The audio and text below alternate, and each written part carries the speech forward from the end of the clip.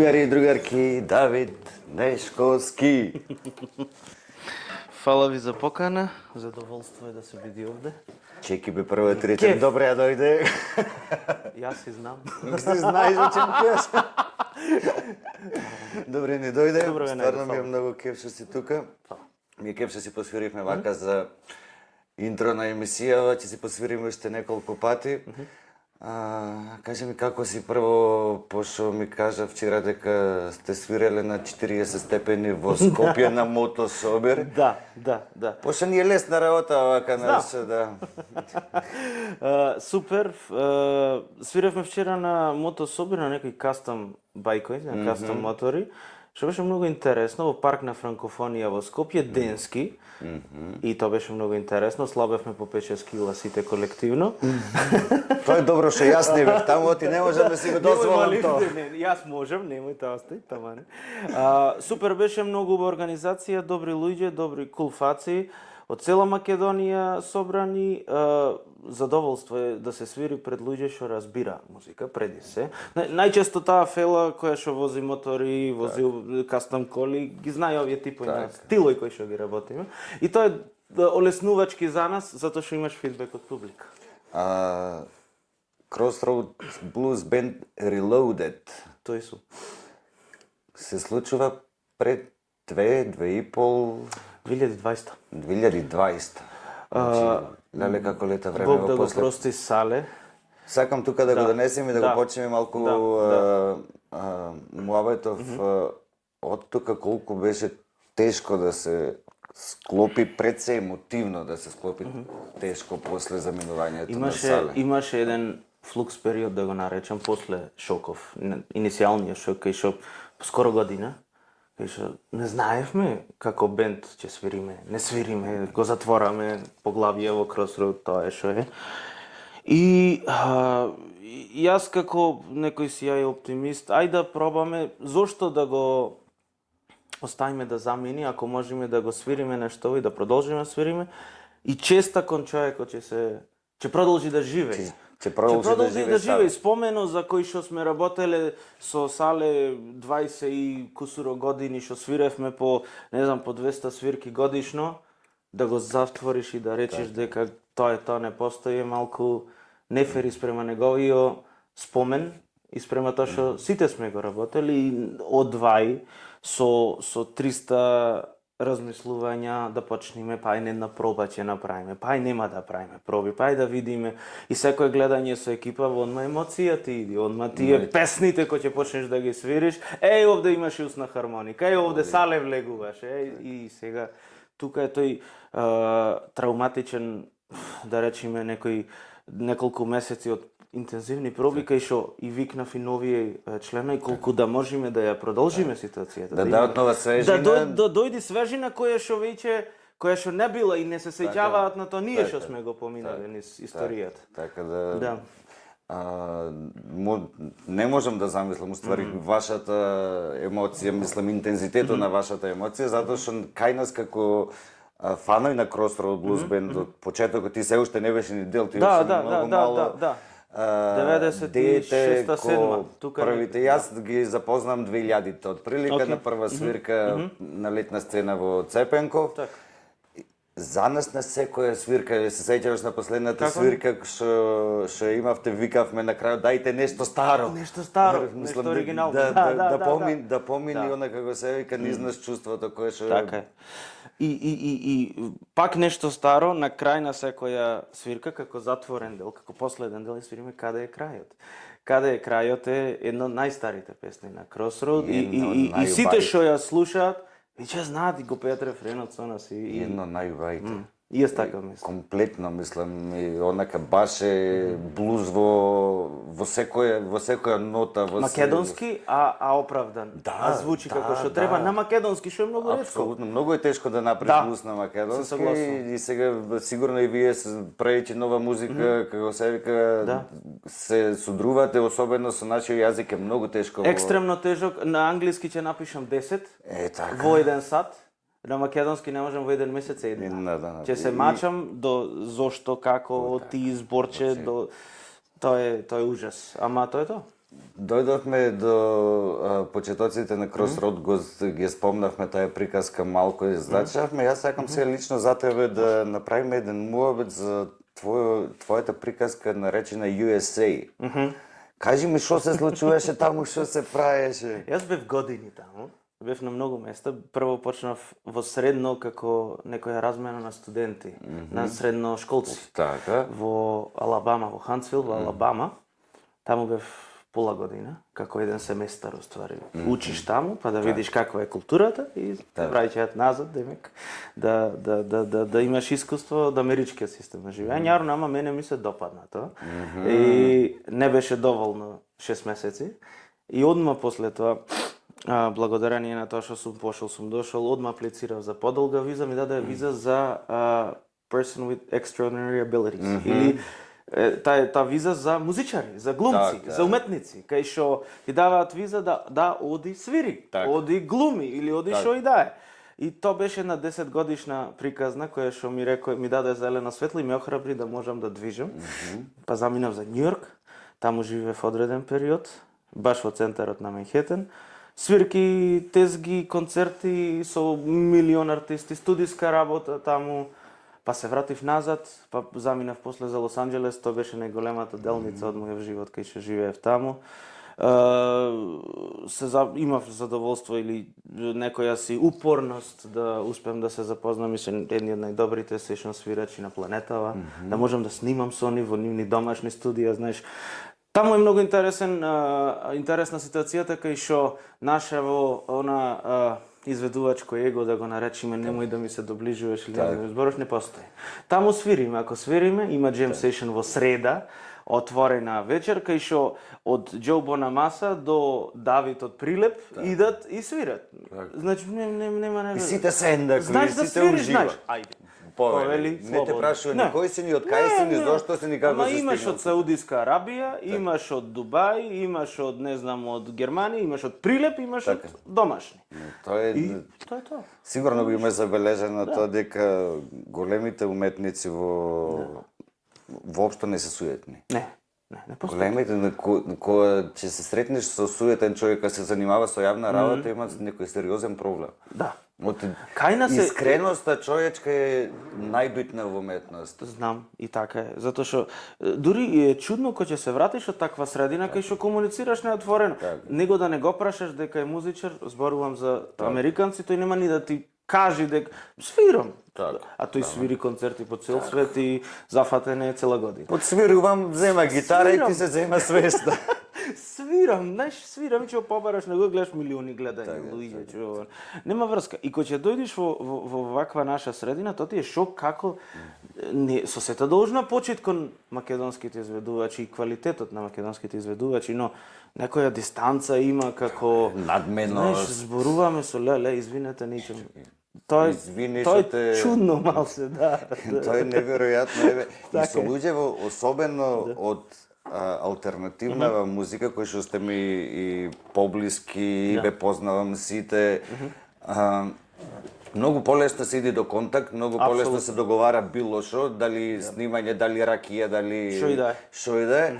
А имам некој чувство, овие што се малку попознати, да речем што се во поп па и фолк и тоа, малку ми се понедостапни, не знам зошто. И па тоа е истиот комплекс на висока вредност што го разговараме. Од секојаш било така. Ние сме мало место и може да имаме потреба од таква работа. Таму толку е големо и толку многу има од се по многу, во смисла гитаристи имат 4000. Добро, сите свира добро. И се што? Од 4000 3000 виртуози. И сега што да правиме? Ај сега немаш место за ама јас сум тој, тај. Што и да е? И се враќаш тука 2010-11. Покасно. Не. Јас од 2000, оваа приказна почна 2008 година во средно. Јас кога бев во средно во гимназија во Прилеп. И таа 10 годишна... Значи 2018? 18 и повторно земам уште една такова. Значи... Јас сум таму до мој 23-4 години. Тоа значи 2000 и да не претерам 2019 плюс минус, тоест не, порано, ќе ти излажам. 2017 на крај, почеток на 18 кај што си идам тука. Значи Давид Нешковски трио е всушност нешто кое што се случува измеѓу. Да, точно е така. Јас немав фиксно таму рок колку можам и колку треба да седам, туку имав порачки, аха, имам сега снимање во студио на албум, заминуваш за Лос Анџелес, седиш месец дена, се враќаш, пак одиш, пак идеш, и тоа беше некој таков. И тоа ми одговараше најмногу, да видам, искрен, затоа што никогаш не дозволив таа носталгијата што не си идам 10 години да ме отепа или да не можам да музицирам, пошто тоа е многу битно во музиката.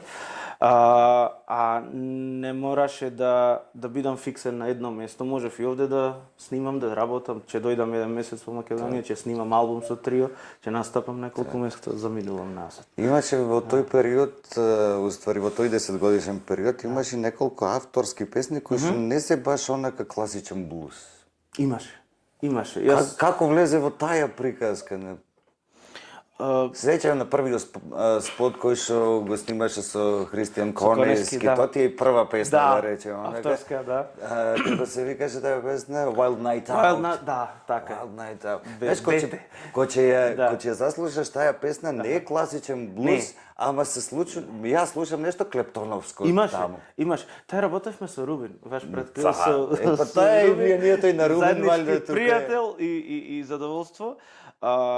Имаше ситуација тогаш кај што мојата музичка, да ја наречам, еволуција беше да јас дојдов од блуз, окей, супер, што правиме следно? Што е следно? И тоа беше некој истражување, наискрено. Знаете како, дури секој музичар има еден прогресивен пат и секој уметник има еден пат на себесознавање и на испитување на терен, во смисла. Почнуваш од едно, па мораш да испиташ лево, десно, шо е, кај е, зашто е и колку е, за на крај на денот, за сега како некој си професионален музичар, да знаеш кој е твојот карактер, кој си ти кој ќе фатиш гитара. И кој е твојот карактер кој ќе? Јас се вратив на тоа што почнав. Да, јас сум блуз музичар преди се. Ама со примеси и модерни примеси, и поп примеси, и рок примеси, значи и поагресивни и посмирени тонови.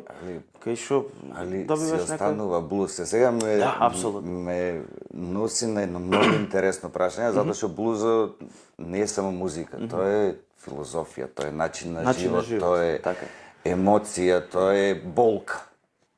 Точно. Кажи ми го твојот, што е за јавност, најблуз момент во живота. Имало поиќе. Имало искрено ситуации кај што не гледаш решение, не гледаш крај, не гледаш разрешница. Иако во млади години и во Америка се случуваше тоа, неќам да има никој заблуда дека кога ќе поеш таму црвениот тепих за тебе го испуштаат. Значи тоа не се случува за никого и тоа на никого не може да се пофали, јас појдов таму и сум успешен. Тоа е илузија. Значи тоа е целата ситуација кај што одиш едни од првите тие културни шокови, да ги наречем, или стварно блуз моменти, одиш во држава, во земја кај што никој не познаваш, на 17 години, на 18 години, кај што си апсолутно сам, кај што одиш во средина која што никој си, апсолутно никој никаде, знам да свирам. Така. Толку. Види, не е малку. И сега пробај да направиш најдобро што можеш со тоа што го имаш на располагање. Тие се некои страшни и безстрашни во наводници. Имало моменти вака кога ќе се прибереш во станот дома, да речеме, си завршил во студио, се прибереш на спиење и си викаш шо побогу јас правам овде. Така е, многу пати. Искрено да. Затоа што нема почеток, нема крај, си само во некое движење, те носи инерцијата на настаните и тоа е тоа. И идиш во ситуација кај што сега шо со мен, дали ќе живеам овде, дали ќе одам Македонија, дали што се случува во ситуација. Тоа се и што натежна кога ги мереше работите да останеш и да се вратиш? Знаеш како? Кога ќе видиш што се има, така има тоа што го гледаме на телевизија, да. Постои, дефинитивно постои. Постојат големи настани, постојат концерти, постојат филми, постои Холивуд, сето тоа. Ама 80% од реалноста е ништо блиску до тоа што ние овде го живееме, така да постои многу полошо. Одлуката не беше од безбедна перспектива, туку беше од зошто, јас сум барем таков оптимист по природа, зошто да не пробаме во Македонија да направиме нешто што секаде поминува. Так. И тогаш беше таа пресудна идеја дали да се живее таму, дали да се живее ваму. Од мене беа отворени вратите, и едното и другото. Никој не ми рече не смеш или мораш да си одиш или нешто такво. Донекаде сум и патриот, морам да кажам. Што е во ред? Што е то патриотизам? Еве, кој ми го спомна зборов? Си го сакам тоа од кај што сум дошол. Го почитувам тоа од кај што сум дошол. Толку. И то... Само кога спомна, ми даде форспил за... Сакам да се согласиме околу една работа, затоа што двајцата живееме во овој град, двајцата твориме во овој град и во оваа држава. Да. Пред се да се согласиме дека најбитниот патриотизам е грижењето за околината, плаќањето сметки, даноци, а не мафтање знамења. Апсолутно. И правењето на заедницата подобра. После кој ќе го направиш тоа, природно ќе дојде да се мафта со знамена. А не вештачки прво се знамена, за со знамената се покрива сите тие недостатоци. Јас како индивидуа, како човек, го гледам токму тоа што го кажа, да го направам најдоброто што можам, со тоа што го имам, и да го надградам тоа што ми го дал Господ. Значи, кој ќе свири кросрод во Хрватска, во Србија, во Бугарија, во Англија, ако се најдам во публика, тогаш природно ќе си ги извам знамето. Апсолутно. Затоа што овие дечки дошле, не мора ти да го вадиш, јас ќе го извадам. Така. Затоа што овие се моите другари, овие се моите земјаци. Патриотизмот е тоа, според мене, да имаш дом и тоа не е за подценување. Апсолутно. Затоа што некој нема и тоа е многу интересна ситуација. Види, и тоа е дискутабилно филозофски што е дом. Апсолутно, бескрај. До бескрај. Сега да не ја продолжуваме на филозофски темава, ќе ја заприме одише да речам да ја земиш уште еднаш гитарата, а пред да почнеме да ни посвириш уште малку на другарите и на другарките, ќе му речам да обрнат внимание на она црвена булка. Тоа е направено од Урбанера, наши другари од оваа емисија. Секој гостин ќе се добива по едно уникатно изработено привезоче во случајов за Давиде Беч. Ема, фала ти за станувањето, еден од првите другари во еден кадар. Продолжуваме се дружиме и исто така заедно со Урбанера тука и Аура. Поздрав и до другарите од Аура, после снимање одиме на пијачка таму, да се освежиме, ќе видиме со шо ќе ни изненада, може да биде некој коктелче, може и пивче. Сега нови жештини не одбиваме. Ја ќе ти задам тема, а ти вози си. Може.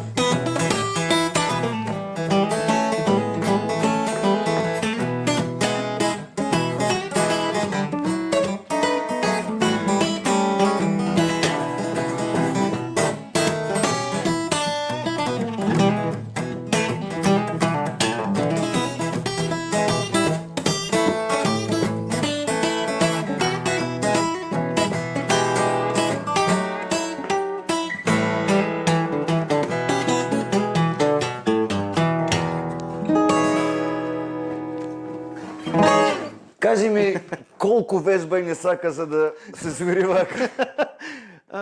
Тока 25-6-30 години, плюс минус. 25-30 години, по колку сати дневно?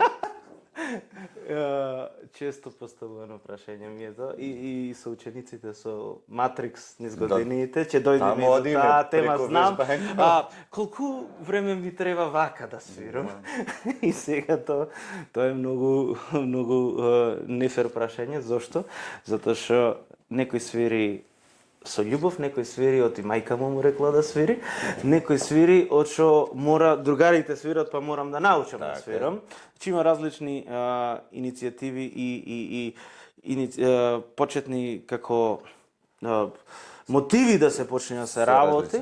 Да, ама години свирење, но не е вежбање, туку е задоволство. Знаеш, во еден момент, дури ги научиш техничките работи, болат прсти, боли рака, зглоб, ритам ти бега, па са кај сум, па са шо сум. Фрустрира. Нервозна ситуација, апсолутно, ама идиш во момент кај што преминува таа фрустрација во задоволство и во веќе прекинувам да мислам на техничкиот аспект, имам сега задоволство, имам креација, имам музика.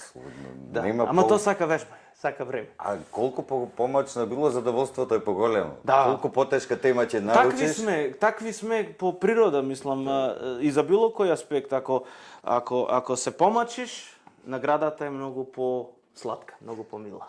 Сега стасуваме до Давид Нешковски, учител. Да.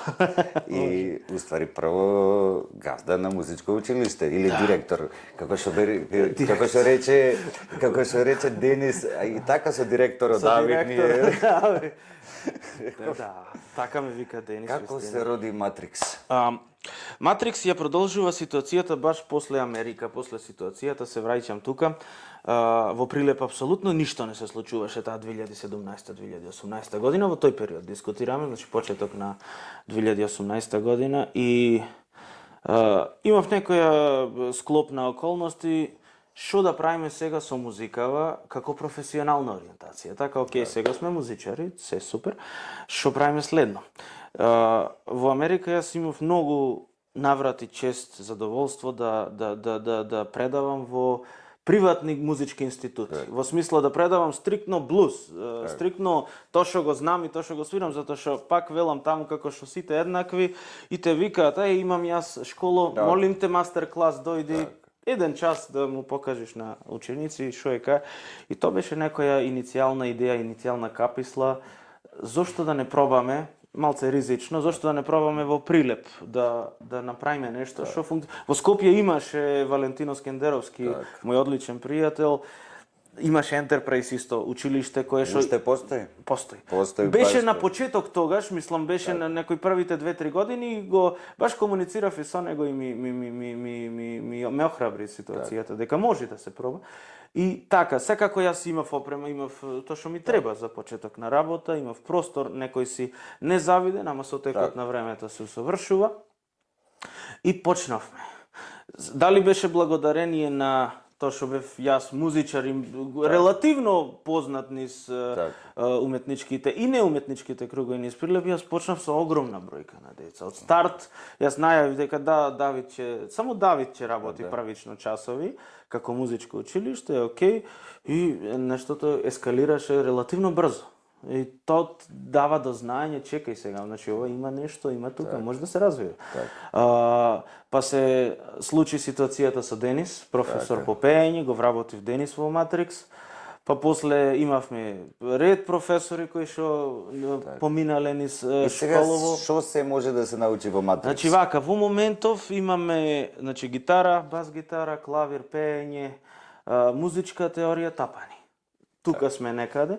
Сакам да воведам уште неколку насоки, смерови во школово, затоа што има реална потреба, има интерес и за, да речеме, и за дувачки инструменти, и за хармоника, и за некоја си колективна музичка теорија, спремање во смисла за средно и за факултет, такви ситуации, но тоа би биле некои си временски ограничени курсови кои што би се случувале стрикно по оформување на групи, да наречем.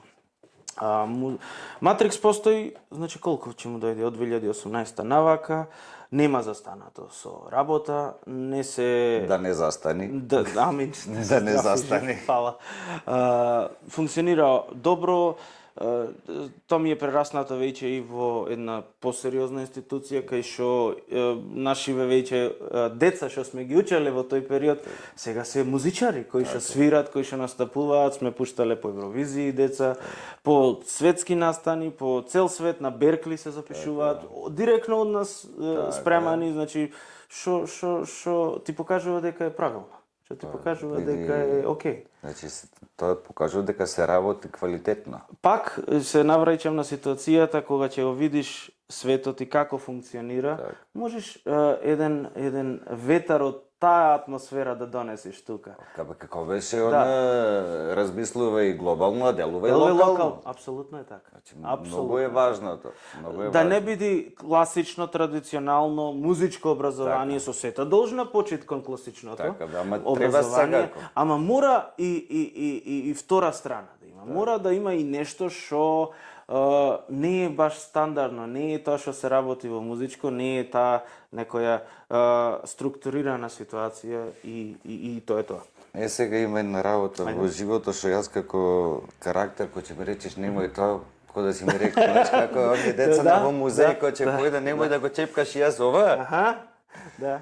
Баба ми викаше Бог да ја прости да ми е жив и наед. Така, значи кажи ми колку па ќе го поврзиме со Матрикс, колку психологијата ти помага во работата со децата? Ми помагаше и ми помага се уште, не само со деца и со возрастни, затоа што секој е различен, секој има свој начин на сваќање на, посебно на уметност, ако дискутираме за уметност, не секој е дојден со музичка или со уметничка позадина и знае што се работи тука. Ќе те прашаат, сега што е ова? И зошто е ова? И сега ти ако не знаеш да му одговориш, тоа е проблем. Затоа што нема да те разберат едноставно. Контактот со луѓе е пресудната работа во било кој бизнес, да го наречеме, или професија, посебно во уметност, кај што никој не мора да биде музичар, никој не мора да биде глумец, едноставно не мораш. Професорот мој велеше вака, ништо во животот не е задолжително. Уметноста ич. Тоа е на трето ниво, да треба да јадиш, треба ова, треба оно и после некаде уметност. Како сега ти да му објасниш на човек што не го разбира нештото, што е ова и која е вредноста? Ајде па ќе му пуштиш, види овај вака направи. Ние ова овде го пуштиме и после почнуваат со некогаш и со поинтензивно објаснување да разбират луѓето, вие тоа работите сега и детево станува поинтелектуално настроена личност, знае да размислува подобро, знае да слуша, има култура на слушање, а не некој само што излегува и се дери на площад. Значи, градиш интелектуалци и тоа е една од најголемите предности на нашава работа. Најбитно. Апсолутно. Најбитно. И јас тоа велам за музичарите, многу е битно да ја разбираат филозофски музиката. Апсолутно. Ти знаеш, има една работа која што стално се прави и провегува дека музиката е за забава. Да. Океј, е за забава. На крајот на краиштата. Да, апсолутно. Мора на крајот на краиштата и за да ти испратам некаква порака, мора да е забавно, за да ти го привлече вниманието, да го изслушаш, да го изгледаш, за да стигне таа порака до тебе. Тоа е првиот впечат. Да. Ама во таја забава ти ако не метнеш малку длабочина, ако не излезеш малку променет после работењето на одредена уметност, мислам дека е бесмислено. Уметноста подразбира емоција, така. Подразбира емоција која што можеш да ја изразиш на XY начин. Се ти ако не знаеш што е тоа емоција, ако не си посветил време и внимание на тоа да размислиш, чекај се што чувствувам за да го пренесам, тогаш е празна таа работа. Нема тема на разговор. Истото баш пред неколку дена Владко Стефановски го гледав. Вика има милион гитаристи или милион музичари кои што се фасцинантно добри, брзи, технички, перфектни. Сето супер, ама се дур не почувствувам да ме доприш кај што треба да ме доприш. Џабе се. Првите 5 минути се импресионирам и после го гасам. Кој е единствениот начин да допреш до публиката? Прво ако си самиот допрен од тоа што го правиш. ако го чувствуваш и ако си искрен. Тоа е едно И од да си искрен, ако, го кажа и ако добро. ја раскажуваш искрената Така твоја е. приказна, А тогаш не- ќе допреш, а не само заради, знаеш, и од тука многу ми смета мене она флоскула, оти го свириш ова, оти народо го сака. Да, или свирам се. Или свирам се. Свирам Значи, ја го разбирам тоа до некаде и за професионални музичари кои Да. што си го вада лебо Окей, на тој начин, супер, да. коректно е. Да. Ама, ајде останеме на тоа дека тоа го правам ради леп и толку. Да. Тоа е веќе тоа е Не можеш да работа. ми кажеш дека со секоја музика која што ја свириш можеш да пренесеш порака, дека немој да ми велиш дека музиката е само за забава. Така е. Значи, луѓе низ историјата гинеле Апсолутно. за идејата за музиката, Да. гинеле за филозофијата која што ја принесувале преку музиката, значи е огромен број на жанрови Да. се антиестаблишментски производ точно, како бунт и така натаму и сега ти да ми речеш И ни скора историја, не мора да биде пред неколку Правиме време. муабет за пред 60-70 години, за пред точно, 50-40, не точно. правиме муабет за антички Така е, времења. Така е, точно. И сега во име на тие луѓе барем немој да зборуваш така. Да, дека е само за забава. Плиз. Музиката може да биде едно од најмоćните оружја што ги имаш. Да, само да знаеш како. Само да знаеш да искористиш. Едноставно. И сега да ја завршиме емисијава со една од најмоćните субстанции. Може. Свириме на проектот од нула до култура во трибјут на Ерик Клептон. Тоа ќе биде на 22, мислам дека беше август. До историја. 22 август, не мислам дека тој е датумот. И ќе биде во чест на Ерик Клептон. Така. Една од темите се што ги свириме е кокеин од Ерик Клептон. Ерик Клептон кој што не учи, пренесува порака, немојте да го користите то бело прашкасто чудо. Умот во главата. Оти нема многу мозок да остане и сила за Така е. пренесување нови пораки. Да. 1, 2, 3 и...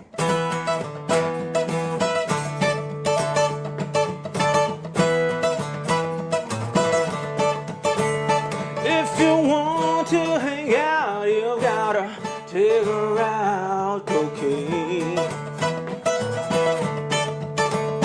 If you want to get down on the ground, cocaine. She don't lie, she don't lie, she don't lie. Cocaine.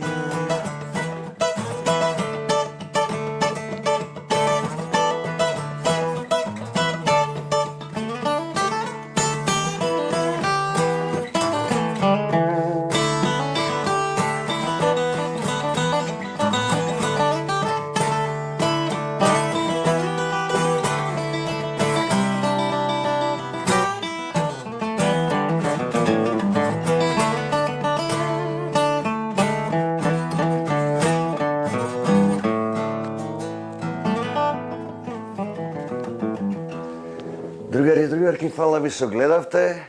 Урбанера, фала ви. Аура, фала ви. Давид. Задоволство. Беше голем кеф, муавето и свирењето со тебе. Фала ти. Исто. Се гледаме следна среда со, нема да ви кажам кој.